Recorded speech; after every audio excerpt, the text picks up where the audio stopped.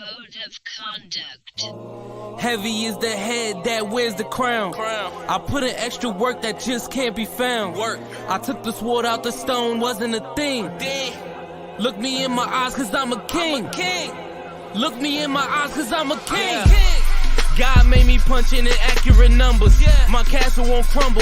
What I tackle will fumble. I've been a leader when they ain't see it, but now my feet is up. According to me, royalty didn't end with King Tut. Crown on my head, clouds is at my legs. Big says sky is the limit. I look down on the ledge. I push the bar like I'm opening a cell. Hands in my cookie jar, you won't come out with a single nail. I need all of mine. The weight of my shoulders won't fit on a scale. What's a king to a giant? Well, Goliath fell. Even if we playin' chess, dog, this king can't be checked. I make all my moves on the board, I invented my steps. I'm a king, the blood of a ruler, I feel like Mansa Musa. Make your squad disappear like landing by the Bermuda Triangle, look at it from my angle. I'm a king, the closest thing to being one of God's angels. I'm a king. Heavy is the head that wears the crown. I put in extra work that just can't be found. I took the sword I've been out waiting the for this stone, wasn't a episode. thing. Look me in my eyes cause I'm a king. I've been waiting. Look me in my eyes cause I'm a king. Good morning, good afternoon, good evening, and good night. This is the Code of Conduct with the King podcast. I am your host, JSpenceTheKing, and damn it, I am back. We are close to the season, so I am back and I am amped. Tonight, I got a fun episode. We're going to have some fun. I got some people that I enjoy talking to with me tonight, so we're going to have a real good time. I got my homegirl, Victoria, joining me. She's like the fantasy football guru. Got my man, Bryce Williams, going to be joining me, too. He's a contributor for Buffalo Rumblings now, but he tends to be something like a fantasy guru. He's not quite on Victoria's level, but he's getting there. He's going to get there. We give him this season. I think he'll figure it out. Bryce would be elite come next year. But look, I missed y'all. It's been a week. Well, I saw y'all for Hump Day last Wednesday, but it's been a while. The weekend, the preseason game was phenomenal. Did y'all see Josh? Me and Victoria was talking about it before we went live. She's like, yo, I'm ready for the season now because Josh, I saw him Saturday and I'm ready. And I'm like, yo, I'm ready. I'm jumping off the cliff right now. I'm ready for LA. Me and her both. We can't wait to get to LA. So, it is what it is. My man Thomas in the building said, Cover One, you announcing something, Spence? I sure am. I am making a huge announcement tonight. Big announcement. Shout out to my guys over at Cover One. I love them so much. I'm going to start doing something weekly. I am going to start shouting out people who I'm not on the team with. Normally, I have guests on. I'll have one Sterling, or I'll have some other folk from Buffalo Rumblings. We have, Bruce be a guest sometimes. Joe and I do shows together and all that stuff. I just want to show some love to Cover One today. I'm not leaving Buffalo Rumblings. That is home. I ain't going no place. But Cover One, those boys is like brothers to me. So shout out to everybody over there. Keep doing what y'all do. Keep being amazing content creators. Keep coming with the heat. And so let's get into it, man. Shout out to my man JR. I saw this earlier. He said if Jay Spence was a Patriots fan, I'd still love him. You know what, JR? I love you, man. I'm gonna just tell you.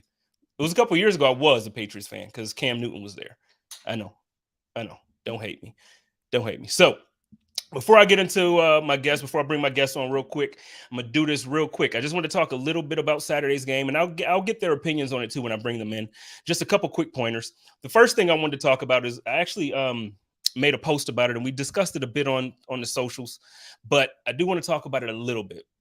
So every year, I feel like I have to defend someone who really doesn't need a defense. Like, I feel like when we talk about certain players, so like, for instance, if I was to come to Bills Mafia now and I'd be like, you know what? I think the Bills should cut Josh Allen. It's just like a ridiculous point for me to say we should cut Josh Allen because he's elite at his position. Depending on who you talk to, Josh Allen is a top 3 quarterback in the league, maybe 5, just depending on who you're talking to. Some people still put Tom Brady in front of him. Some people still put, there's certain, depending on who you talk to, but he's an elite quarterback. Josh Allen is not the rookie version of himself that we saw. He's not the guy that's coming into the league where he's just not accurate and he's throwing interceptions and blah, blah, blah. We have an elite quarterback. So now when you reverse it and you flip it and you talk to me about a guy named Taiwan Jones, I have an issue every single summer, every single preseason. It don't matter. Every single game, we have a big play out of a running back, or we have like a wide receiver make a ridiculous catch, or just something where we feel like, we need that roster spot. And Taiwan Jones, he's not a real running back. because he don't run the ball. So we're going to cut Taiwan Jones. We're going to move on from him. And then we're going to keep the rookie running back, the unsigned running back that we got. I got a problem with that. First, let me start this by saying first of all, every running back we have on the roster currently, like every single one of them is overperforming. Maybe Duke Johnson isn't doing what he came in to do, but so far in the preseason, every single running back that we have on this roster, whether it be the starters that we had from last year, or if it's, the undrafted rookie or the undrafted rookie or James Cook, all of them are doing their thing. So I don't want this to come across as if I'm speaking negatively about any of those guys. But what you don't want to do is replace an elite person at their position. So you don't want to replace a top 3 gunner. You don't replace him. You don't replace a top 3 gunner for your 4th running back on the team. Like it's just not the same. It's not the same weight. The value doesn't hold. So yeah, we don't see Taiwan Jones taking handoffs from Josh. We don't see him taking. He doesn't catch passes out the backfield. But what he does on the team is irreplaceable. It's irreplaceable. Now you might say, well, we don't have to have him be at an elite level. We can have, we can have him just be good at that level, and then we can switch somebody else there, and then blah blah blah. No, because then we wouldn't have the special teams play that we have. Every year, I pound the table for special teams. Every single year. When Andre Roberts left, I told y'all we was going to miss Andre Roberts. No, we won't. Then week 1 comes around last year, and Isaiah McKenzie starts the season off with like a 75-yard kickoff return. And I feel like I'm embarrassed. I'm like, oh, crap. Bills Mafia, going to get me because I was wrong. And then you look at the rest of the season. You look at how it played out, and it turns out that the kick and punt return position was a position of weakness. So now I bring that back to say, as a fan base, we have an issue. We got to stop undervaluing special teams because it seems like we only care about it when there's a fumble or a block punt or a turnover or we don't win the game because of it. But when I'm telling you straight up right now that Taiwan Jones is a top 3 gunner in the league, and if he wasn't 34 or 35, I think he's 35. If he wasn't 35, I would probably say he's the best gunner in the league. The only reason why I'm not going to do it is because he's older than everybody else. That's it. But whatever, we're moving on. I'm going to check the comments real quick, then I'm going to get my peoples in here. Let's see. My man Richard Russ say, preach. Thank you, man. I've been preaching all week. My man Eli says, Taiwan Jones is not a running back until he was in Houston and took us out of the playoffs. That is a fact. Let's see. Jessica says, shout out to Jessica. She says, Roberts missed Roberts the following year. He was awful. I hear this debate. Look, I'll give that to you if you want to have it. My question to you is, do you think the special teams depth on the Houston Texans or even the Chargers last season was anything close to what the special teams unit we had in Buffalo the year prior? Because if you, for instance, let me ask you like this. Same thing. You give Josh Allen a great offensive line, and then you tell him go play quarterback. He's going to go out there. He has time. He makes throws, and he just makes the right reads. Then you put him on a team with no offensive line. Let's switch him to a team like the Bengals last season before they made upgrades to their offensive line. It's not the same Josh Allen because he doesn't have the same protections. In order for players to still, perform at certain levels. So what I'm saying is Andre Roberts didn't have the same type of blocking. He didn't have the same type of lanes. The issue that I had last year with the Bills is that we pretty much had the same type of lanes, the same type of blocking on special teams. But Andre Roberts, or he wasn't here. McKenzie and Stevenson and whoever else that we try to throw back there for a moment, it just didn't work out. And anytime it gets to the point where you're shuffling cars to where you say, you know what, let's just throw Micah Hyde back there. It's a position of need, and it's something that we have to do. So I'm hoping that either what it's looking like to me, I think there's still, it still looks like to me that I think Khalil's going to get the job. Not sure, but I think that's his way of being 100% active in somebody who's going to contribute every week. I think he's going to get some yards. He'll catch a couple touchdowns this year, but he's not going to be a guy that's going to have 80 receptions for 900 yards. That's not going to be what we're getting from our 5th round pick this year. So let me see. Got a couple more.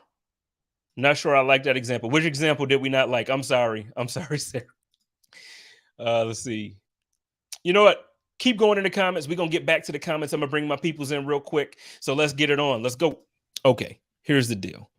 I know as Bills fans, we wait all year for the fall and the winter so we can go to the Bills games. I get it. Trust me, I do. But let me tell you why this time of the year is elite. It's party time. And we're going to party for so many reasons, whether it's a graduation party, a birthday party, family reunion, or just because it's Saturday and the weather's perfect. Here's the thing. My guy, Buffalo Freddy, has everything you need to make your party the best party of the year. We have everything from chairs and tables to premium tents, water slides, wet and dry bounce houses, and so much more. And that's not all. The best barbecue catering in Western New York has you covered, whether it's a small party or a corporate gathering. Buffalo Freddy Barbecue Catering makes everything easy for you. Rentals and bookings available now at www.buffalofreddy.com, or you can call 716-4FREDDY. That's 716-437-3339. Remember, for all your party rental needs, just call 4Freddy. All right, so y'all call 4Freddy, and y'all know how we're going to get into it real quick. I got one more thing. I got to say one more thing because I forgot. I get in trouble because I forget stuff at the top, Victoria. So I have to say that this is JSpenceTheKing, and you are listening to the Code of Conduct on the Buffalo Rumblings Vidcast Network, presented to you by Picasso Pizza. Treat yourself to the most flavorful pizza on game day. Picasso's. We are Buffalo Pizza, shipping local and nationwide. Order online at picassospizza.net. Victoria, you had Picasso's before? Picasso's is my favorite. I had it 2 or 3 times and I was just home for a few weeks. See, and you're not even like part of the read. Like you don't even like have to say it. No, this is not sponsored. Not from me. Picasso's is the best. See, so Bryce was supposed to be coming to Buffalo this year with me for the Green Bay game, and then some things happened, so we won't be making it for it. But Picasso's was on the list of things for him to try. Other than Picasso's, other than pizza and other than wings, we know wings and pizza has to happen. But if you were to tell Bryce, come into Buffalo, hey Bryce, you got to go here and eat this, what's your go-to? Goodness gracious. Besides pizza and wings, gotta get a beef on weck somewhere. I don't know what your favorite is, but gotta get a beef on weck. And I would say the Italian food really anywhere is top notch in Buffalo. I'm just leaving there. Those are the couple things I miss for sure. The Italian is elite. But you know what? The food in Buffalo is elite, period. Yeah. Like it just is. It just is. What's up, Bryce?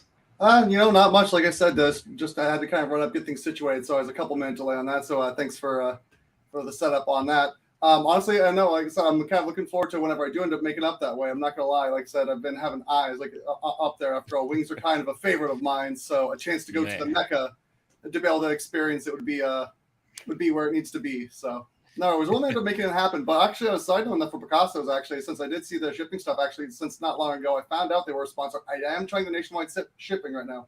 I went for the grilled chicken and the pineapple, the controversial topping, but still, I'll have to give you my thumbs up once it ends up arriving. It should still be about a week till it gets here. Okay, I feel bad though, and that's like even so for those who listen to the show, you're all familiar with Rick, who's also a friend of the show. But a couple weeks back, maybe 3 or 4 weeks ago, some friends sent me some pizza from Buffalo out to Phoenix, and so I didn't even really tell Rick until I ate it. Like it was gone, and I was like, "Yeah, Rick, I wanted you to try it, because I'd be telling you about Buffalo food, but I forgot to text you." So yeah, the food in Buffalo is undefeated. I'm selfish with it. I'm super selfish with it. So, but let's get into it. I got y'all here to talk football because the season is almost here. And with the season almost being here, that means fantasy football season is here. And this is what you two do. Both of you are elite at what you do. So, first I'll start off with, let's start with Victoria, ladies first. Why don't you let everybody know who you are, who you represent, what you do, and then let's bounce it over to Bryce, do the same thing, and then let's jump right into it. Absolutely. Thank you so much for having me. I'm so glad we got to make this happen again, just like last year. But my name's Victoria. You can find me on Twitter and Instagram at FFB_Victoria. I put out content with Football Guys, footballguys.com. You can find all of our content there. I'll be putting out a Start Sit article every single week this year. Super stoked about that.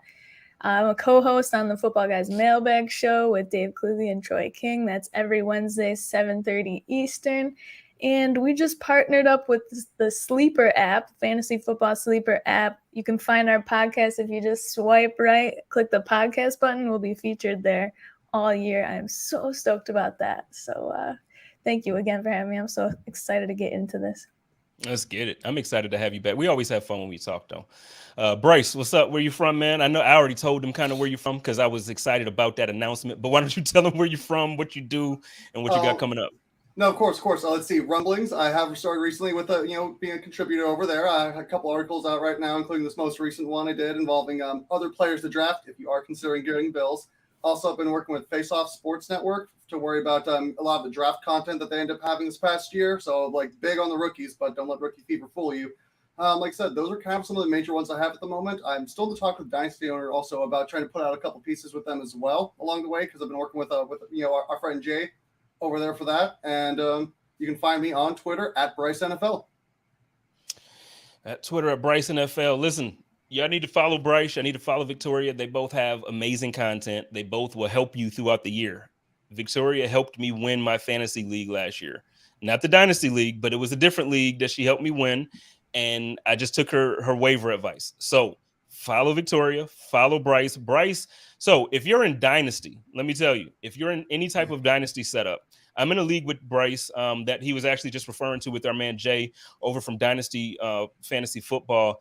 And the league that we're in, Victoria, it actually involves the cap space. Like we have a whole cap situation. I think so. This last season or this season coming up is what is it, Bryce? It's like 140. What is it? 145. So it's $145 million that you get. So you actually have to. So you take the average per year of each player's contract, and that's their yearly salary.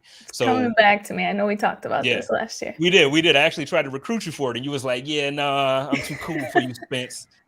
No, I'm in way too many leagues. I apologize. No, it's all good. I'm actually in that situation. It seems like every year I'm like, nah, I'm only gonna do like one or two, and then out of nowhere it blows up, and I'm in like 11 now. So is what it is. Yeah, is what it is. But if you're in fantasy in Dynasty, you absolutely want to follow Bryce. He does a great job with helping you project. He does a great job with draft picks in the future and value and all that stuff. But today, we started from the bottom, now we're here. And the reason why this show is called that this week is because there's been a lot of people who have said to me, man, it sucks when I have to draft 9, 8, 10 in a 12-man or 14-man league or something like that. And I can't get one of the top 5, top 3 players. So today, I wanted to talk to 2 people that I trust when it comes to fantasy football. And let's just say hypothetical. It's not actually hypothetical. I'm in the league. And I'm drafting 12th in the 12-man league, and I need some help. I need to know. I got my notebook out and everything. I was prepared. So I need to know where I need to go. So we'll start with Bryce on this one first. Let's just hypothetically, first, before we get to where I'm drafting, this year, who is the number one? Like, because normally it's CMC. I'm hearing CMC, but then I hear Jonathan, my guy. I hear my man Jonathan from out there in Indiana. Then I'm hearing some rumbles of Dalvin Cook, depending on health and all that. I'm hearing Cooper Kupp. So Bryce and then Victoria. Who's the number 1 overall pick in fantasy this year?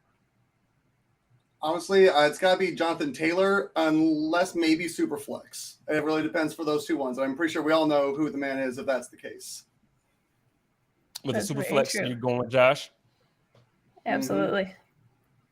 Same with you, Victoria. So with a Superflex, you'll go Josh. So if it's not Superflex, redraft, the consensus is typically you're seeing Jonathan Taylor. Depends on how risk averse you are. Obviously, Christian McCaffrey is a stud anytime he's on the field. That's just been the problem the last 2 years. He's not played very many games, but when he does play, he's elite. So I still would lean towards CMC for that number 1 pick, and that's just because of the upside, though Jonathan Taylor is a fantastic pick as well. Shout out to my girl, Steph. She says, so I've been helping friends win their fantasy leagues, but haven't played. I need to try this year on my own. Steph, I got 1 spot open in this league, and it's $50 for a buy-in. DM me if you want it. Holla at me.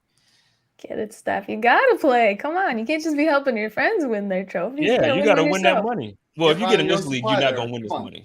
That's what I'm saying. Though, if she get in this league, she ain't gonna win it. So maybe don't get in. Don't get into the leagues with the vets. Maybe you want to get in with some rookies. That's it. Sarah says, too many leagues you fight against yourself. I did 8 last year. You want one guy to do well in one league and he's your enemy in another. Oh my God. Let me tell you how many times Jonathan Taylor beats me up. Like, because I have him in my dynasty league. And then when I play any other league with him, it's like, it seems like almost every week I play against Jonathan Taylor because somebody has him. And it's like, yeah, he destroys me. And Josh Allen destroys me. Let me ask you this a serious question. And I don't want the normal regular answer from fantasy gurus because this is what everybody says. You just don't do it. It's fantasy rule 101. What is wrong? If it's not a super flex league, what's wrong with taking Josh Allen 1 overall?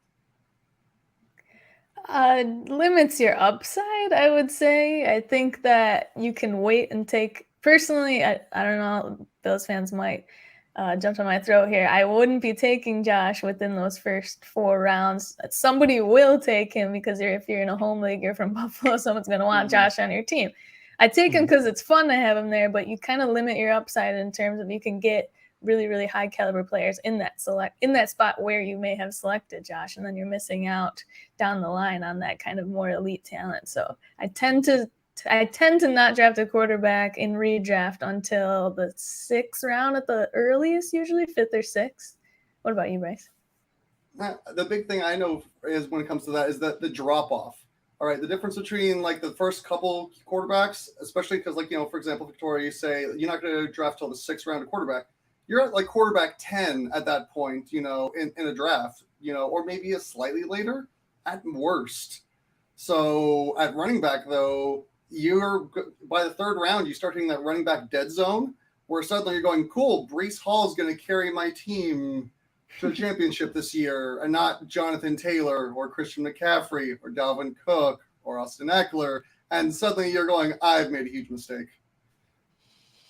I think that's really it. Okay. So, and I guess that's fair. I guess so when you say drop off here, so when I'm just going to ask you just to get the point. So I'd say I take Josh number 1 overall. And then when you say drop off in other areas, you're talking obviously running backs or receivers and stuff. So by the time I draft again, you're looking at almost basically the 3rd round because that first pick, then you're towards the end of that 2nd round. So what I'm saying is though, so for instance, with Josh, so if I don't take Josh and I got the number 1 overall pick, so say I take Jonathan Taylor, which is something I would seriously do. But then once you hit around, you get, depending on the league you're in, you go on a run of court, like it starts on those runs where you get the first quarterback off the table, and I still got 6 picks before it gets to me. So then Josh goes, Mahomes goes, Herbert goes, Jackson goes, like all the 5-6 guys, we know the guys. Those guys go back to back to back to back. Mm-hmm. Then I'm without none of them.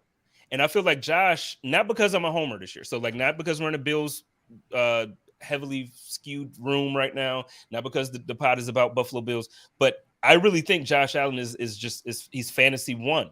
Like because he's giving you those rush yards, he's giving you the passing yards, he's giving you touchdowns. I don't think taking the guy who scores the most points in fantasy 1 overall is a bad pick. I can't disagree because you want to have fun with it too. So I want to make a point of that. Like you want to draft a team that you're going to have fun with. That being said, don't draft all Bills players as much as I'd love to do that.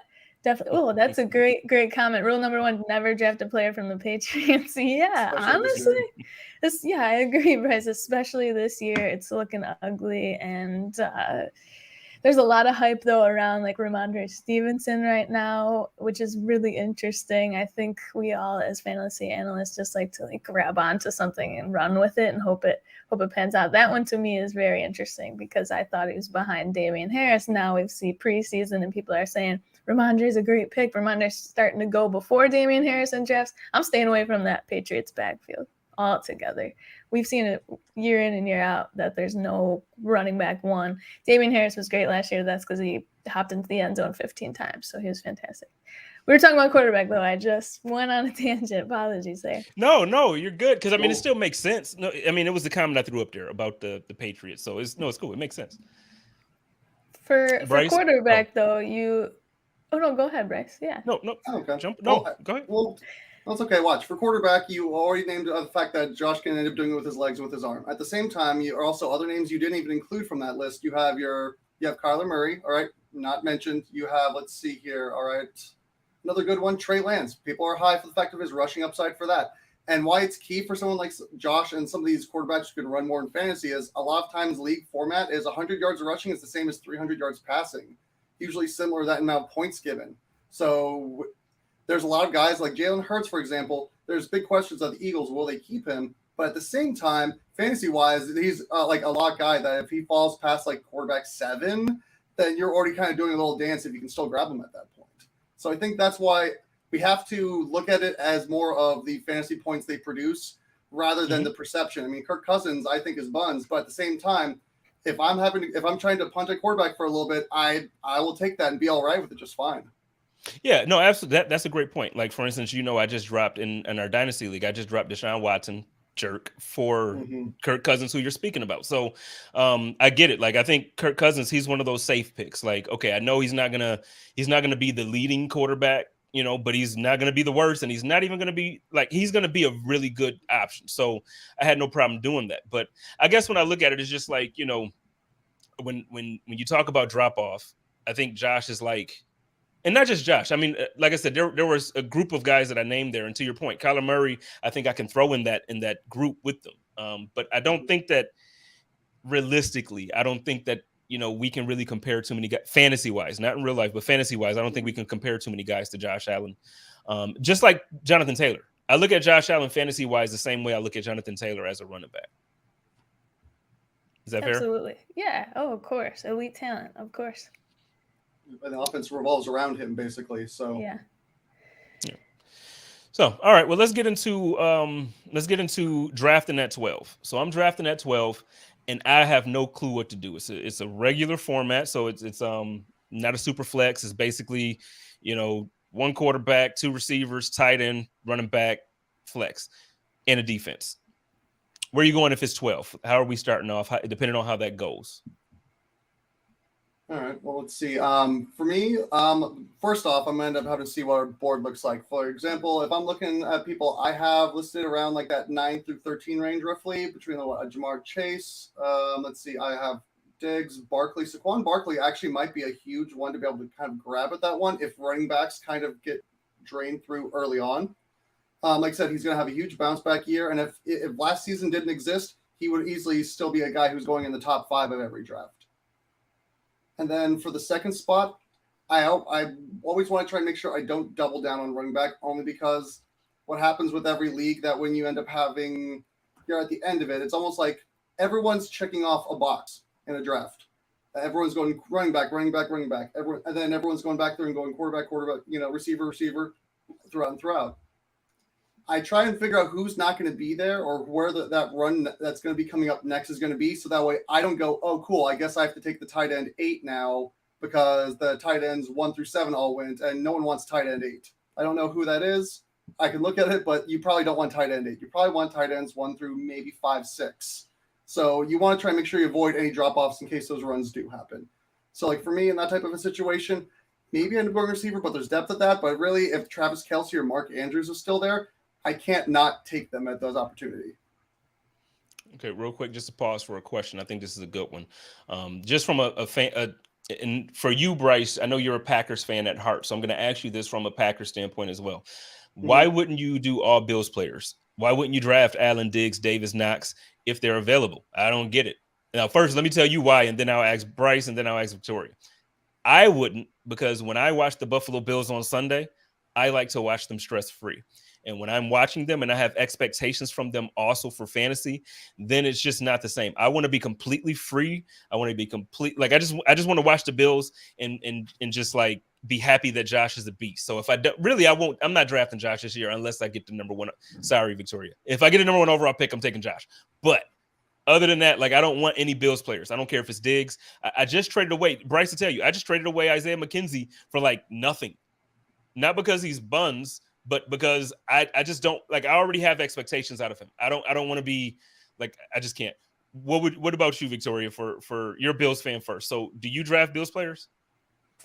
Yeah, I'll still draft them. I just wouldn't. I just mean don't draft all of them. So your entire squad is all at every position is Bills players. Because if there's an off week, you ruin your chances of any kind of upside. If you've got, I will say, if you've got a stack, I like stacks. So if you have Josh and Diggs, you'd probably have to take them within your first 3 rounds. So that is kind of limiting your options for the rest of the way. But if you stack a guy like Josh and maybe Gabe Davis in the later rounds, 4th or 5th, he's going pretty high right now, or Josh and Dawson Knox, that kind of thing I do like, because then you're getting whoever, if Knox is scoring a touchdown, Josh is getting the points as well. So stacking is great, but just not every single positional slot that you need to fill on your roster. That's all. Sarah says you hate Little Dirty. So Sarah thinks I hate Little Dirty Isaiah McKenzie because I traded him away for nothing. No, I literally have no Buffalo Bills players on my roster. Actually, you know what? I'm gonna pull it up here and share my dynasty roster with y'all so y'all can see it. I do not have any Bills players on my roster whatsoever. Bryce, so for you as a Packers fan, are you obviously, I know if Aaron Rodgers there, you're gonna take him, but are you trying to take Rodgers, Randall Cobb, whoever? Like, I don't know. I know. I'm just saying, like, are you gonna stack your roster the same way that JR is saying, or not JR? I think Scott said it, for Bills fans to do. And honestly, no. And my simple version is there's only one ball. All right, Josh Allen can throw, only 35 passes in the game, and you can split up the targets amongst everybody however you want. Somebody's not getting 15 targets that game. Somebody's not getting 10 targets that game. I can go put that into other games where that's going to be going on and watch someone get fed the ball repeatedly. That way, I know how the Bills operate their offense. It's through Josh and what he can end up doing right there. That's where I want to try and get, all my attention to. If the offense isn't giving attention that way, I could get somewhere else where they are giving that attention. I mean, let's face it. Do you think the Carolina offense is going to run without CMC? We've proven over time it doesn't.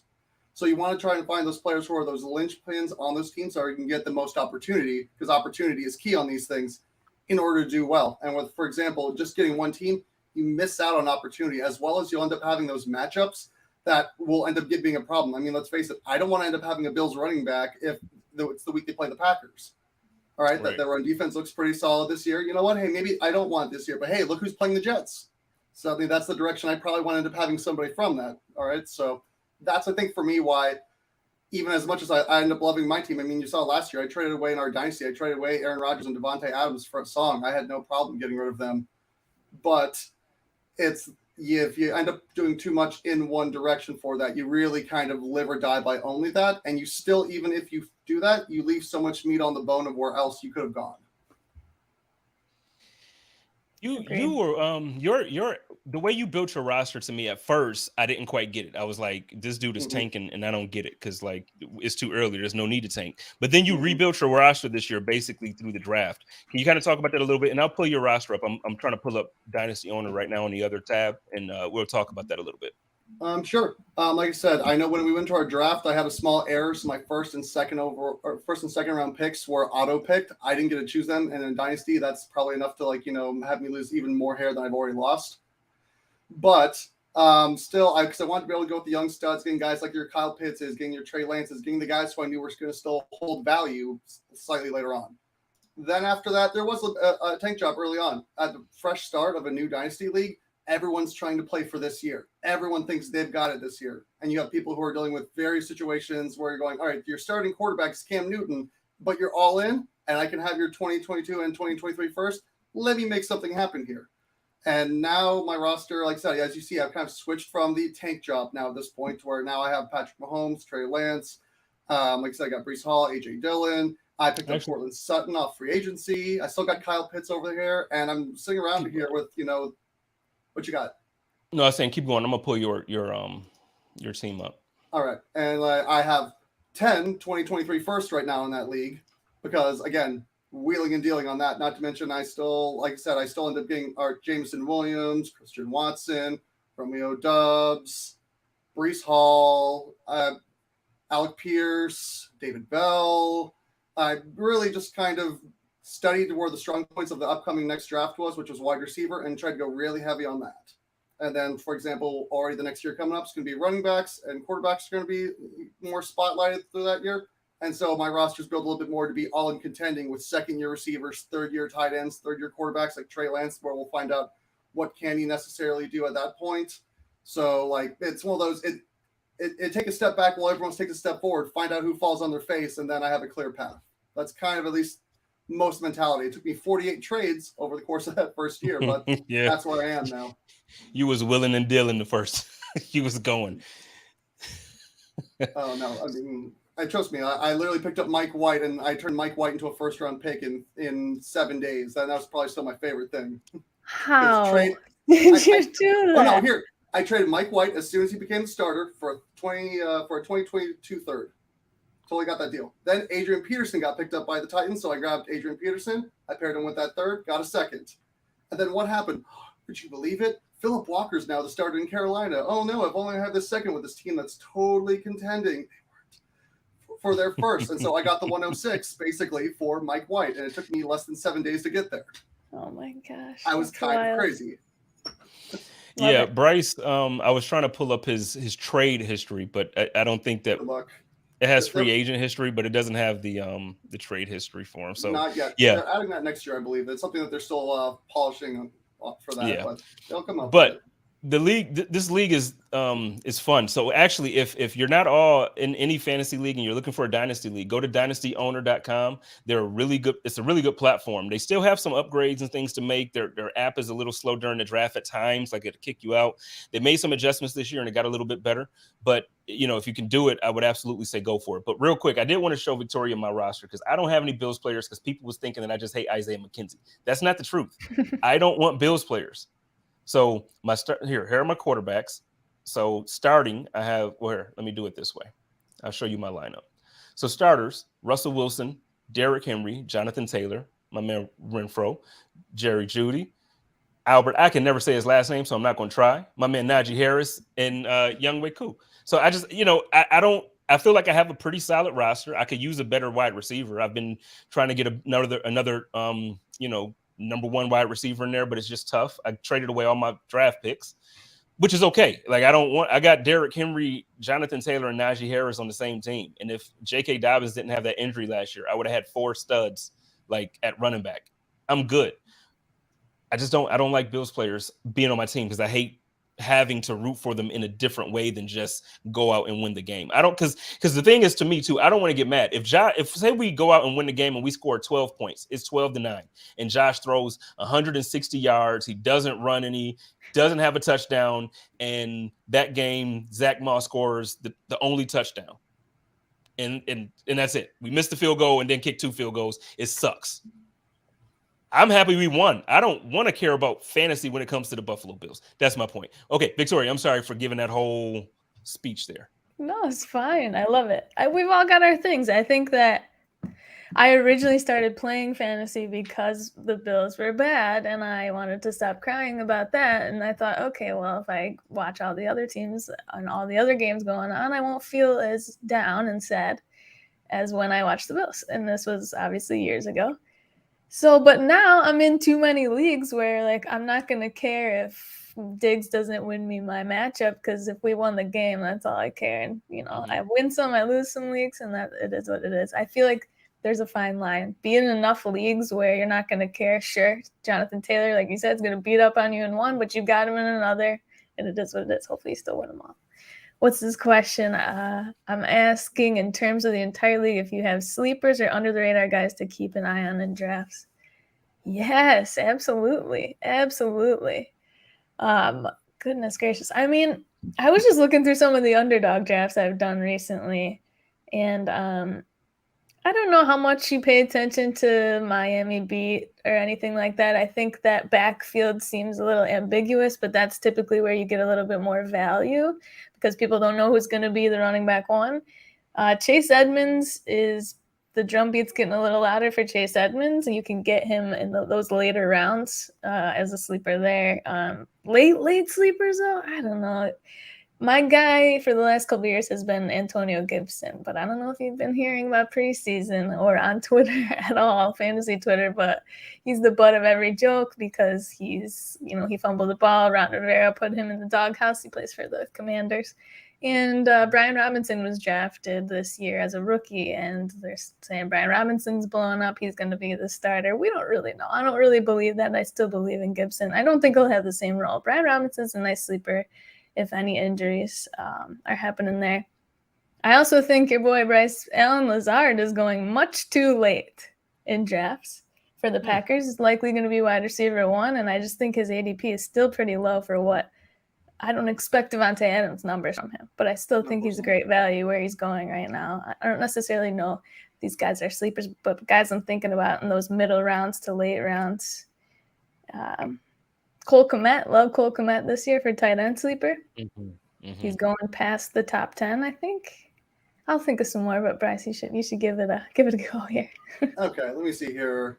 Let me pull up some from the later rounds and see what pull up, because I know some people off the cuff. Let's face it, I'm biased. Like I said, as you mentioned, Allen Lazard, basically any Packers pass catcher, because there is an assumption that Aaron Jones is going to see 90+ targets out of the backfield, and I don't necessarily see that happening. So I have been huge on Romeo Doubs. You can still get him cheap because the narrative is still showing that he's wide receiver 4 in the team because Randall Cobb is playing the slot and Sammy Watkins is there. Since we all know the Iron Warrior that Watkins won't be out after week 1 or any type of injury. So in terms of some of the later rounds, one of the people I like that's really underrated, Robert Woods over there in Tennessee. He's clearly taking the lead in that position, and Ryan Tannehill still produces, decent QB1 numbers every year. And that's someone that I would always look out for. It's one of those forgotten names. As much as we love to always try and quote all the rookies, trust me, I'd be on the Alec Pierce train all day long for how he's looking over there or running with the starters and doing well. In terms for the later, let me try and dig a little bit of the deeper cuts. Khalil Herbert, somebody that people are still undervaluing in drafts, considering how, all right, for all the Gibson talk, for some odd reason, it's not as loud, even though it's worse what's going on with Singletary. Singletary is playing special teams a little bit more prominently than Gibson slight bit, but no, we have to freak out about Antonio Gibson. But don't worry, Devin Singletary is still a great guy into picking where he is. And no. Khalil Herbert's been seeing a lot more work with the ones. He hasn't been getting any extra chores to have to do on the side for that. He's definitely one of the people I would say is being underdrafted vastly. If we're looking for something deeper, if I'm just looking for deep cuts here, trying to think. Let's see who here stands out from here. An ADP. Honestly, I was going to say Hunter Henry is actually someone I'm high on because that New England offense is buns. All right, they're trying to run the Shanahan offense, and they're trying to have a former defensive coordinator and former special teams coach run it with their second-year quarterback, who didn't run that system last year, by the way, with also the Lost Island of misfit toys for the receivers that they've had in circulation, and the pick a running back, any running back, So I think Hunter Henry, actually, since he did have some decent numbers towards the end of the season too, when healthy, he's actually probably someone also who you're going to see drastically underdrafted. Love that. I love the Khalil Herbert pick as well. We've been touting him on the mailbag show almost every week.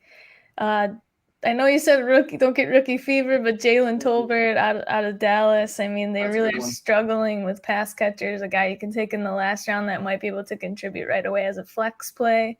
Mm-hmm. I love him. I actually, I'm sorry, Spence. I love Isaiah McKenzie as a late round sleeper too. Why are you apologizing to me? Because you traded him, and I feel bad. Yeah, you hate him. You said just 5 minutes ago, I hate having him on my fantasy team. I didn't say that. I traded him though. But hey, first of all, let me just tell y'all, I traded him to Eli, and Eli just traded him today. He traded him away for Khalil Herbert. There it is. Okay, I like that too. Isaiah McKenzie for Khalil Herbert. So hey, I don't have an issue with Isaiah. I really don't want Bills players on my team. I really don't. Unless it's Josh Allen, I don't want any Bills player on my team. He's still going pretty late, and you got to think about what Cole Beasley's done in this offense the last 3 years. I mean, he was a flex play that everyone forgot about towards the end of their drafts that you could get in PPR, a really nice weeks for your flex play at a high floor. And I think McKenzie, we saw what he did when he was given the chance, obviously in those Patriots game, the Miami game, we see what he can do. And I think Cole Beasley had over 100 targets every single year the last 3 years out of the slot. So, I mean, I think the part that gets me caught up when it comes to, not in fantasy, just in regular conversation now, I'm still not sold. I'm not sure that McKenzie is just immediately I don't think he's going to be just gifted that position like some of us assume. So for me, prior to the season, yeah, I'm trading him away because I don't know if he's going to be Cole Beasley. I don't know because last year it always used to bug me. It's like when he's in the game, when he's on offense, they use him like a Swiss Army knife, and he destroys the other team. You know, we saw him against New England go out there and get 100-something yards and some touchdowns. The year before against Miami, he just completely the dude out there. He looked like a miniature Megatron a couple years ago against the against Miami in Week 17. Like, the dude looked amazing, and then start Week 1 all the way up until wherever. It's like he barely is on the field. I don't want that pressure. I'm a Bills fan for fantasy. I don't want it. Y'all keep him, take him. I hear you. I think we were more worried as a fantasy community prior to seeing how camp went and how these first couple preseason games went with Jamison Crowder. Of course, that signing and expecting him to have that slot role. And then he kind of shot himself in the foot, kind of sitting on the bike for most of training camp. That first preseason game, his only target was bounced off his hands, was an interception. He redeemed himself a little bit last week, but I mean, McKenzie didn't play, right? Or excuse me, he didn't play in the first game. So I don't know. That kind of was kind of an alarm to say he could still be splitting snaps. I don't disagree, but that's why his ADP it's ridiculous right now. He's wide receiver 76. I mean, you might not even be drafted him. He might be on your waiver wire. So you got to keep an eye on him. I think every Buffalo Bill that's on the roster, at least in the leagues that I'm in, because it's a lot of Buffalo people. Yeah. Every single one of those receivers are getting drafted. You know, like last year. So now this year, I think the Gabriel Davis talk is real. But last year, like the hype, which I think if we didn't sign Emmanuel Sanders last year, I think the hype would have been real. But last year, we were waiting for the whole coming out party. And because we signed Emmanuel Sanders, they just were like force feeding Emmanuel for the first few weeks there. And Gabe just didn't quite get those looks. So now this year, oh, hell yeah. Like Josh he's going to get like 10 targets a game. Him and Diggs both. Like if you got one of those guys, you're going to be okay in that position. But I don't know. I got to see the offense in real time before I start. And then by that time, it's too late for me to pick up McKenzie because everybody's going to have him. So it is what it is. It's okay. I'll pick up somebody from I'll pick up the last receiver on Kansas City. They always score too. I guess we want to go back to your 12 spot and kind of go down the line here. We've already got Bryce's take on a running back. We said Saquon and then probably Kelsey. You'd take a tight end there or a wide receiver. Mm-hmm. I'd agree with that. I'm a proponent of taking a running back with my first round pick, if not your second, depending on how it falls. I want to say as well, never go into your draft with this like rigid plan, like I need to take this guy in this round, or I need to grab this player or whatever, and he's not there, and you panic and you select a kicker on accident because you panicked and you have 10 seconds left on your clock. Just stay water, see what value is there, and just kind of. What I like to do, I don't know if it's that serious, to be honest, but I like to see who I like in certain tiers or certain rounds. So then let's say if you are looking at rounds 1 through 5 and you find yourself loving running backs in round 2 and 3 versus wide receivers, then you're going to want to take a running back there because by the time you get to round 4, you hate everything you see. If you're supposed to be taking a wide receiver, then you're just going to be upset with yourself. So I like to do that too. I love that advice. Running back first. I'm a proponent of taking Kelsey there or Mark Andrews. Those are my top 2 tight ends as well.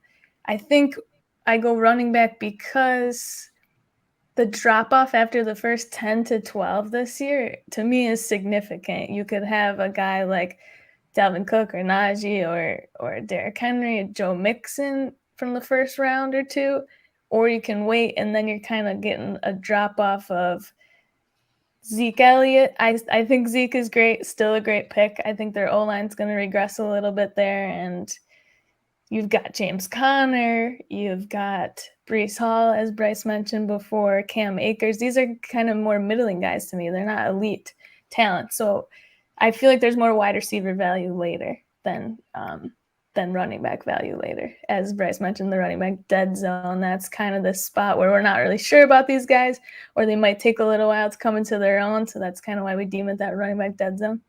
So I like those first couple picks though. Okay. Well, I think this year what I'm going to do, because like I said, I know in this league in particular, it's a Bills fan type thing. There's other fans in there, but there's like 5 guys in there that are Bills fans. I know Josh is gone. So come around 12. I think this year I'm going to go with the strategy that you just kind of laid out. I think I'm going to go running back, receiver. So I'm going to kind of give myself, some So actually, who was just that? Tracy. So Tracy, your draft is Thursday. This is what we're gonna do, Tracy. When you find out what your draft position is, hit me up, DM me, and I'll hit Victoria up, or I'll hit Bryce up. Yeah. We'll make a group chat on Twitter, and we'll help you out. We're gonna make this thing work. We want Bills Mafia to win some money this year. We want all these coins, so we're gonna help you win it. Because listen, I hate it. I'll be honest with you. If I'm not drafting like in the first like 4 positions, I really do. I freak out every year. So because what I typically do, I guess I'm not really much of a Bryce. He laughs at me because I'm really not. I'm knowledgeable when it comes to football, but I just don't care as much to be so intricate when it comes to fantasy. You know what I mean? Like, so for me, it's like, well, no, I just want this guy to win. I want him to score and move on. Bryce is like, no, but you have to prepare. Like it's a real thing. And I'm like, but Bryce, you have kids, man. How do you have time for this? But he does it. He does it, and he's awesome at it. So, kudos to both of you for how much you do. But for me, I normally, like I said, the best player available, I take it. I don't even think of building rosters, but this year I think I'm gonna try a little different thing and do some roster building for those purposes. But yeah, that's what you're doing this year? You're gonna do like let's plan out each round type thing?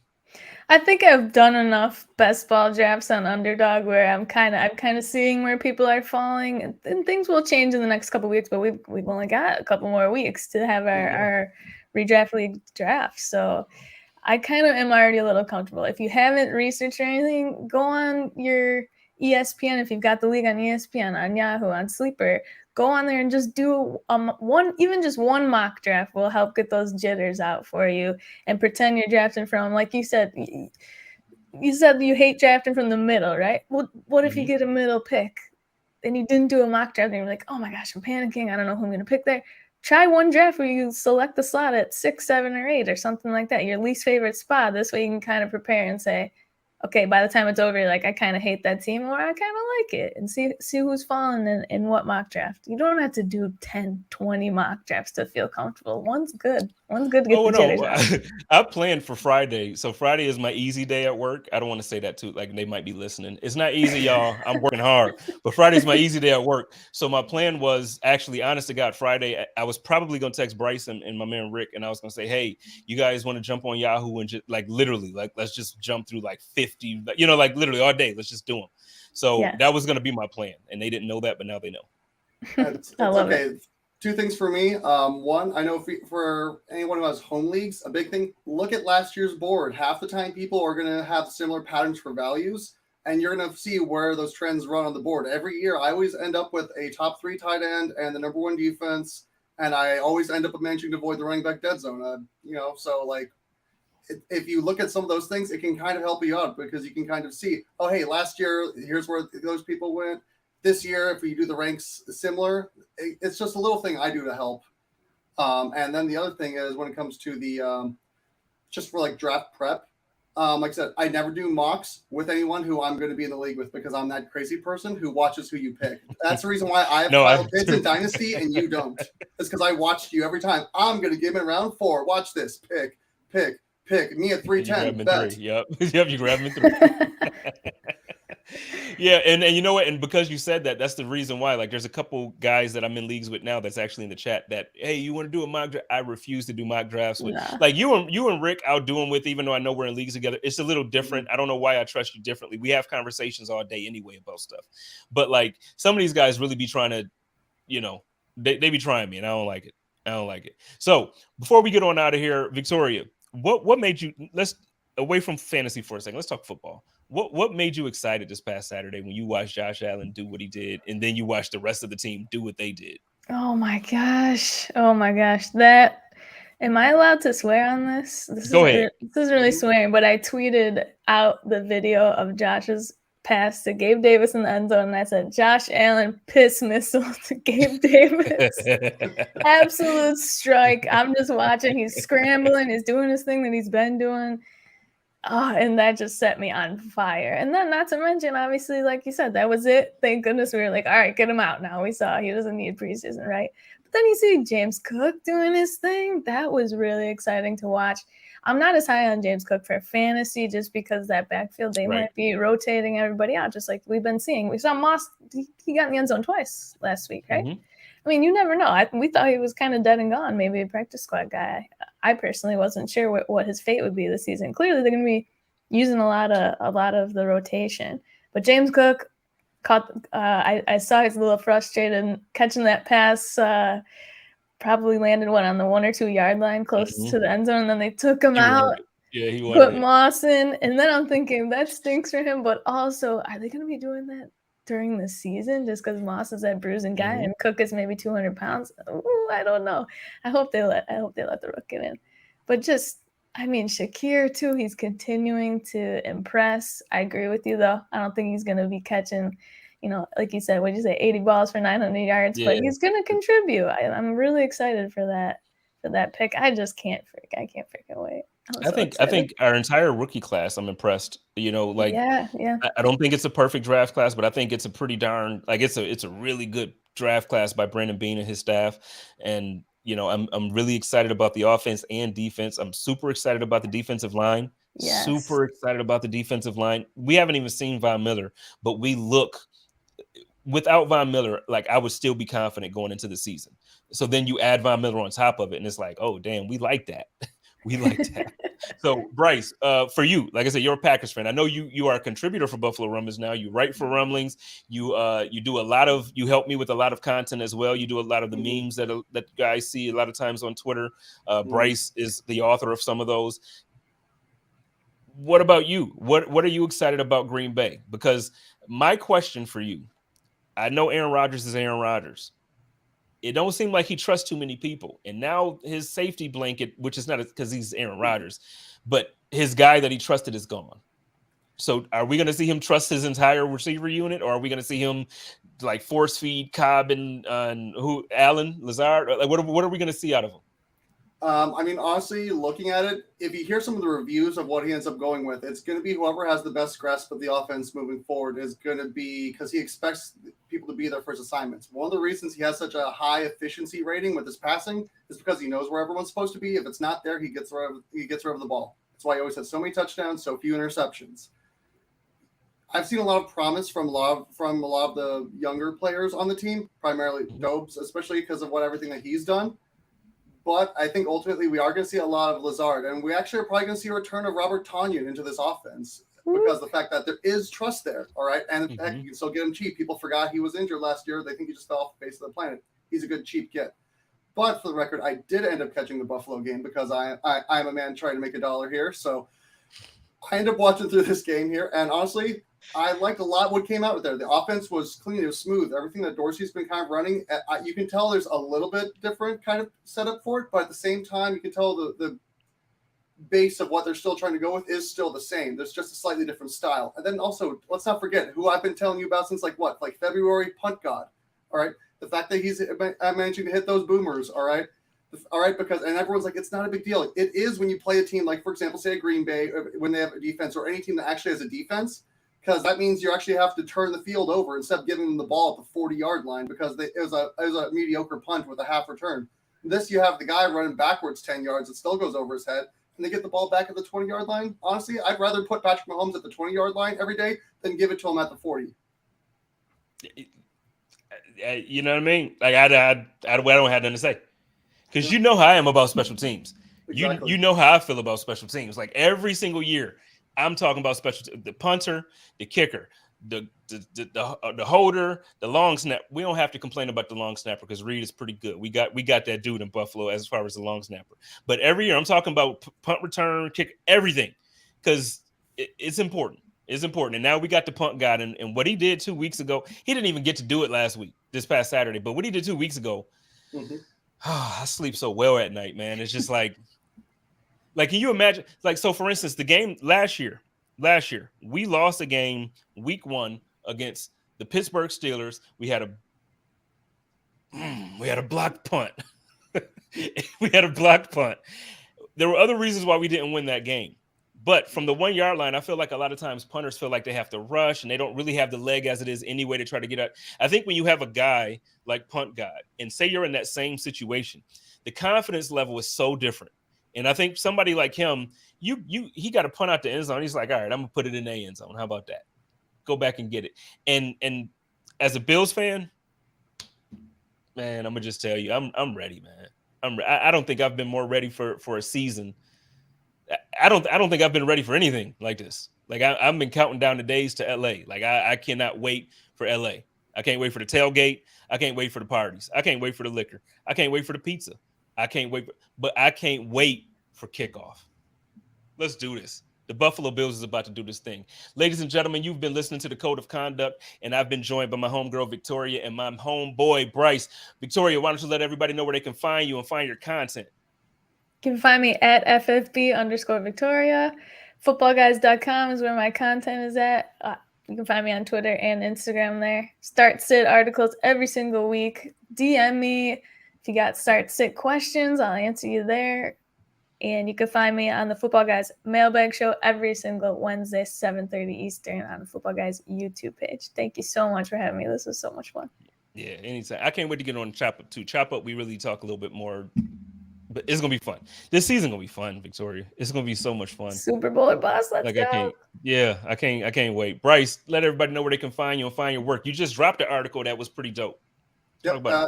Oh yeah, like I said, the article just dropped. Rumblings. Like I said, if you want to draft Bills, but you also want to be smart about it. Like I said, just dropped 2 days ago on that. Good read for a lot of you, especially I know who are going to walk away with your Bills player in heart. You don't care if it's the second round. You're walking with Gabe Davis. Well, then at least let's try and get a couple things sorted for you on that. So at least you can know what other spots you can make sure it pays off the most for you. But besides Buffalo Rumblings, I also do end up releasing content with Face Off Sports Network. Like I said, it's mostly draft coverage. I end up doing a little bit differently during in-season content. I usually try to find something different since we have people like Victoria, for example, who are producing these articles. I can't compete with that. All right, trust me, I've read them. They're great. You can find me at Bryce NFL on Twitter. And go Bills.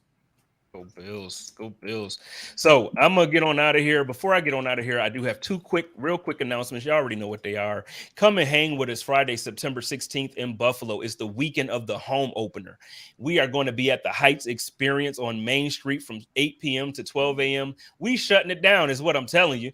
Get there. We going to have karaoke. I'm singing the thing. I'm going to be up there. I'm going to sing some Fantasia. I'm going to get it in. I'm going to rap some Eminem. My man Joe Miller is going to sing. We got some special guests coming. My man Matt Perino is going to sing, and you get to raffle. You get to do the raffle to choose the song that those guys sing. Come on out, kick it with us, get your tickets. The tickets, I've been posting the link on Twitter.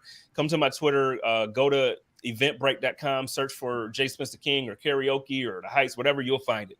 Also, these are the things that we're giving away in the raffles. $2 per raffle ticket. You get a Bills fan pack with all this Bills swag. You get wine basket, a whiskey basket with all your friends in low places. We got a beer basket, 2 bottles of champagne because we're going to be popping bottles this year because we're going to the Super Bowl. We got a Sunday dinner for 4 by catering by Erica Creates. And when I tell you Erica is the dopest caterer in Buffalo, I'm just going to try to told you it's the truth. Photo shoot by my man Kroom Photos and the $300 voucher towards any inflatable rental from my man Buffalo Freddy Party Rentals. We got 5 signed jerseys by Bills players, 5 of them. Stevie Johnson, Steve Tasker, the Hall of Fame, supposed to be Hall of Fame, Steve Tasker, Micah Hyde, Jordan Poyer, and Gabriel Davis. You get to win to be a special guest on the Code of Conduct with your boy JSpenceTheKing. And then, like I said, Matt Perino, Joe Miller, John Scott, and more, you get to pick their song at the karaoke party.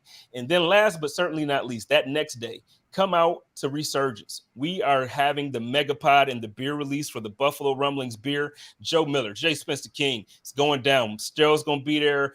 T.S. Stell. We got a bunch of people. Hey, I love y'all. Y'all take care of each other. See, I'm kicking out already. Y'all take care of each other. Love each other and live in peace. And as always, stay positive, test negative, go Bills. Code of conduct.